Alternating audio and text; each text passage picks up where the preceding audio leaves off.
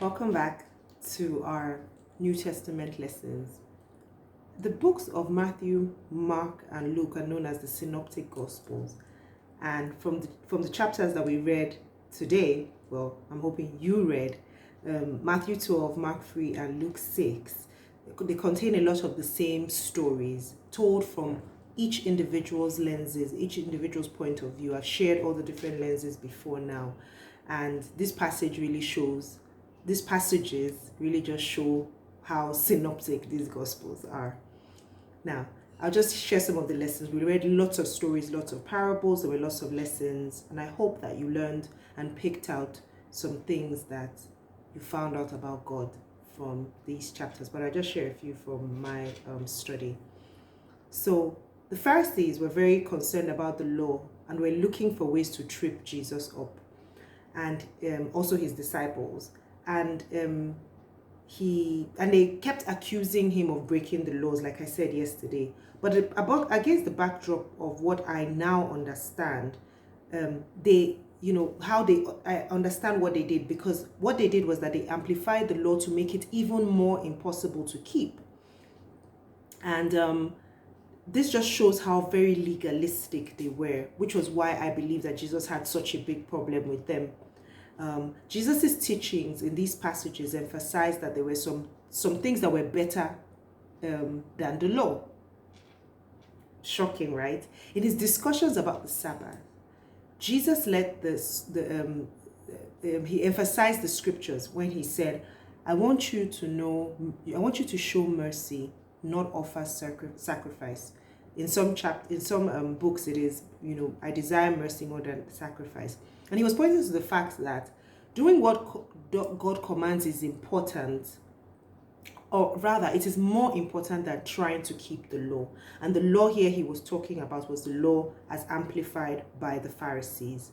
The law pointed people towards doing good, right? But mercy pointed towards doing greater good. So Jesus was trying to let them know that it was not enough to just keep the law, based on, or try and struggle to keep these impossible laws, but actually do what God asks in his words. The things that we know from the Old Testament, God's heart was towards caring for the sick, the poor, the downtrodden, the widow, the orphans. But in struggling to keep all these laws, those things that that God desired kind of got swept under the table. Imagine trying to keep all of that when you're trying to make sure that you don't carry anything on the Sabbath to make you a sinner or make you guilty of breaking the law in the Pharisees' eyes.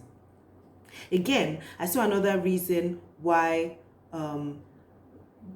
before then I'll say this: doing good isn't against the law. Like Jesus healing on the Sabbath, it wasn't. It was consistent with it. So there were things that Jesus was doing that was consistent, and I think that's where the lessons from these chapters come in, for those in doubt of whether he was actually keeping or breaking the laws. Now, I was talking about the Jesus healing. Going back again, I'm going to try and stick to my notes. I saw another reason why Jesus was healing loads of people and asking them not to announce it. Now, Jesus knew that he was surrounded by his enemies. These Pharisees just seem to, and if you notice, just crop up everywhere, just like, I don't know, bad pennies.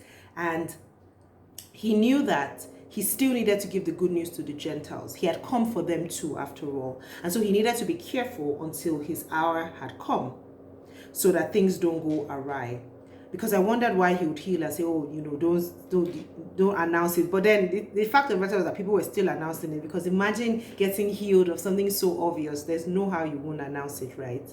So if you were like me and worried about that unpardonable sin of blasphemy of the Holy Spirit, let me explain it to you in the way that I've come to understand it.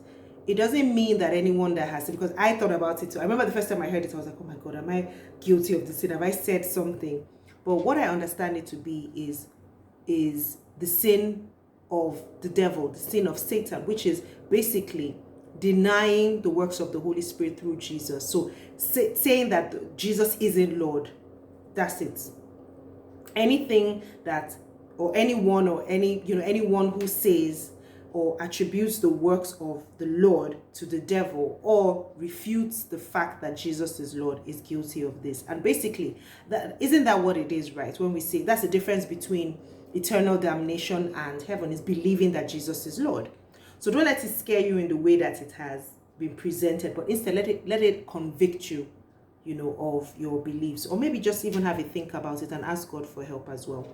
Now, in the verses about the family of Jesus, I remember the first time that I read it, I thought that his response to his mother and his brothers were a bit harsh, because I was like, why is he treating them like that?